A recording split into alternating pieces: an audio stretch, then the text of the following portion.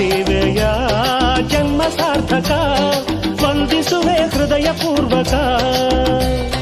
ಈ ವಿಜಯ ಹರುಷದಾಯಕ, ಈ ಮಹಾದಿನ ಈ ಮಹಾಜನ ಮರೆಯದಂಥ ಭಾಗ್ಯ ನೀಡಿದೆ.